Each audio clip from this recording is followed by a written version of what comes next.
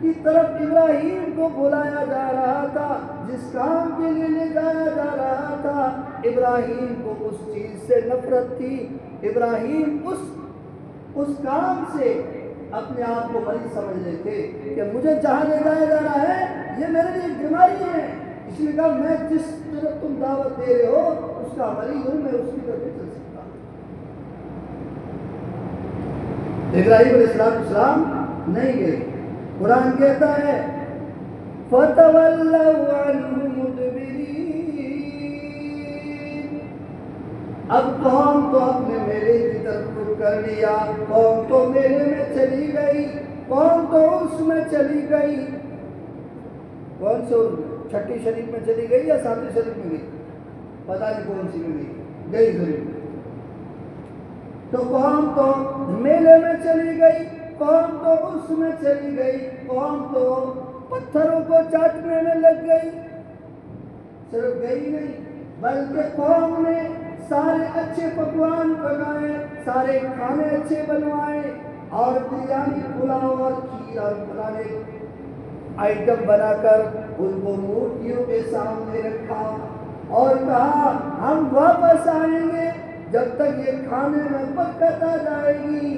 جیسے آج لوگ کسی کے نام کا کھانا بناتے ہیں اور پھر ان کے نام کی فاتحہ لگواتے ہیں اور پھر کہتے ہیں کہ یہ تبرک ہے، کھائیے۔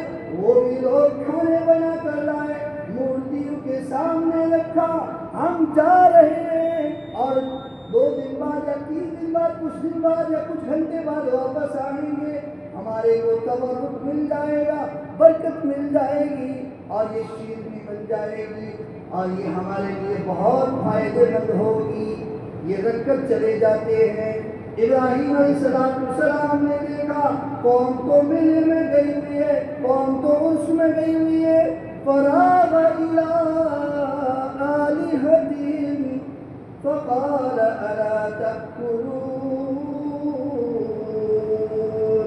ابراہیم نے ان کے بت خانے کی طرف، ان کے معبود خانے کی طرف، ان کے رب والے کی طرف رخ کیا اور رخ نہیں کیا۔ فراغ الی آلہتہم، ان کے بت خانے میں گھستے ہیں، ان کے بت خانے میں داخل ہوتے ہیں، ان کے بت خانے میں جا کر کھڑے ہو جاتے ہیں۔ فقال الا تأکلون، ان مورتیوں سے کہتے ہیں، ان پتھروں سے کہتے ہیں، ان پتھروں کے ڈھیروں سے کہتے ہیں، ان پتھروں کی مورتیوں سے کہتے ہیں اور مورتیوں، اے میری قوم کے خداؤ تمہیں کیا ہو گیا؟ تمہارے سامنے اتنے بہترین کھانے رکھے ہوئے ہیں، اتنے بہترین پکوان ہیں، اتنی بہترین آئٹم رکھے ہوئے ہیں، تم کھاتے کیوں نہیں ہو؟ ارے کیا ہوگا بیوقوف ہو؟ بولو تو صحیح، کھا کیوں نہیں ہو؟ عقل مر گئی؟ سمجھ میں نہیں آ رہا کوئی کھانا؟ اتنا آئٹم رکھا ہوا ہے، کوئی تو پسند کر دو۔